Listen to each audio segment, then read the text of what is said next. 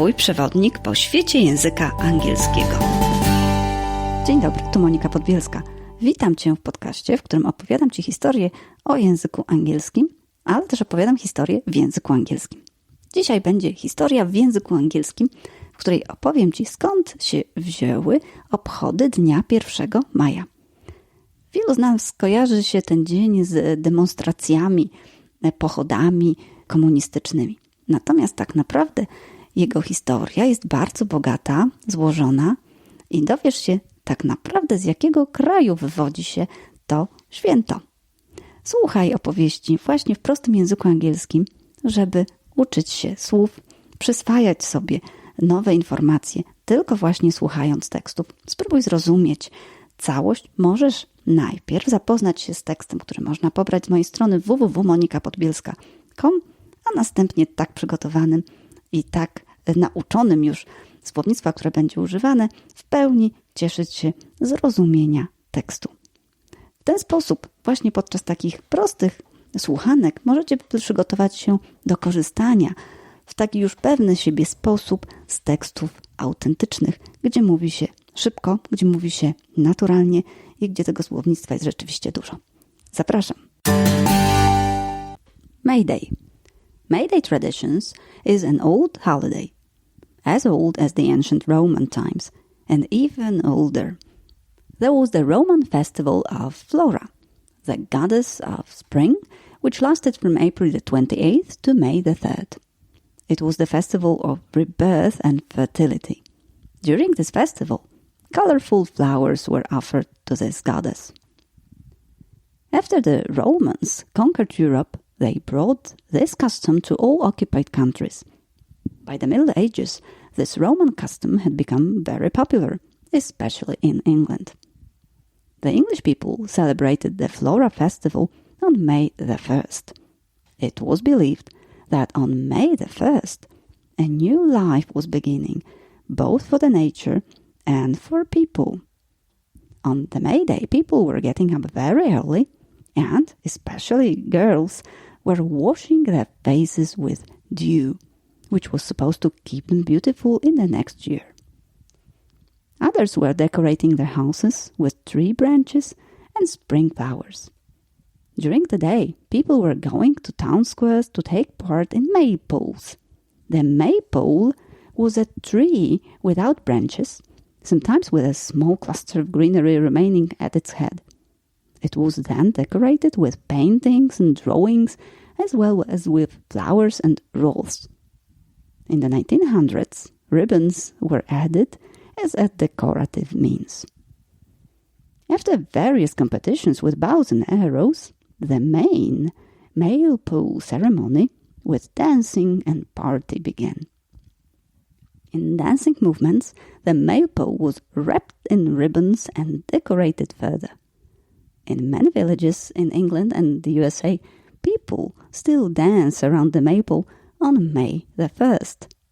The maypole is considered to be an emblem of spring. May Day is more important in Northern Europe than in warmer countries farther south, as people there get tired of cold winter weather and short days and happily welcome spring. People of Belgium used to welcome spring with parades and fairs. The people of the Netherlands celebrated with tulips festivals. In France, people were giving fresh flowers to others for good luck.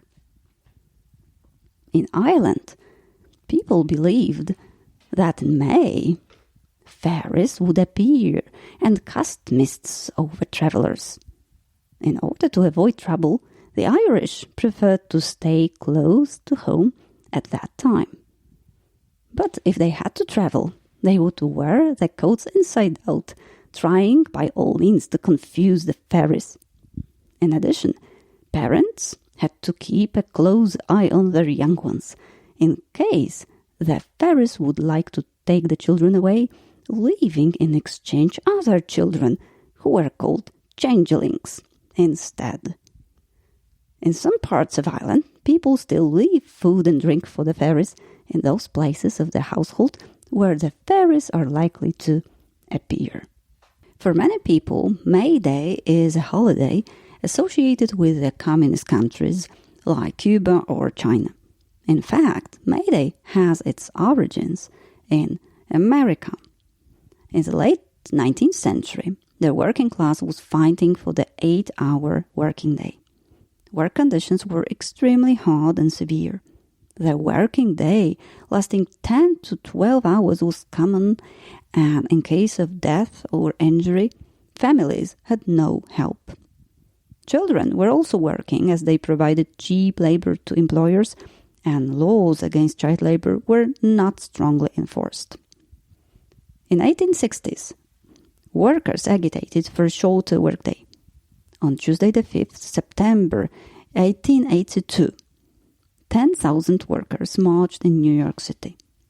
During this parade, a resolution was passed to hold all the future parades on the same day and called this day a Labor Day. The participants took an unpaid day off to honor the workers of America, as well as protested against the working conditions. As years passed, more states began to hold these parades, and Congress legalized them 12 years later. On the 11th of May, 1894, workers of the Pullman Place Car Company in Chicago protested against wage cuts and firing union representatives. In the response, the American Railroad Union boycotted Pullman railway cars. In the next year's days, 50,000 of rail workers joined the protest, and rail traffic from Chicago was suspended. On the 4th of July, President Grover Cleveland sent troops to Chicago and suppressed the strike bloodily. This event drew attention of the public opinion to the working conditions problem. Ultimately, Congress declared Labor Day, or May Day, as the national holiday for workers. The Socialist Party, though, held similar celebrations of the working class on May the 1st, eventually known as the May Day, and it was celebrated by the socialists and communists out of the US to commemorate the working class. Even fascist parties, which needed the support of workers, agreed to hold a May Day. The Third Reich declared the 1st of May a National Workers' Day in 1933.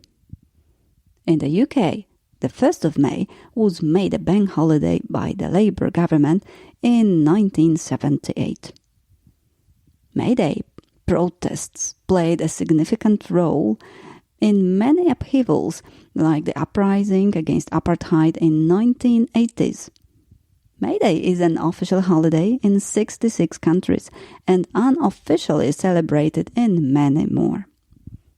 When we remember that people were killed so that we could have the 8-hour working day, homes with the whole families were burnt to ground so that we could have Saturdays as part of the weekend, when we remember that as young as 8-year-old victims of industrial accidents were marching in the streets in protest against working conditions and child work only to be beaten by police, we should understand that our current condition has much to owe to.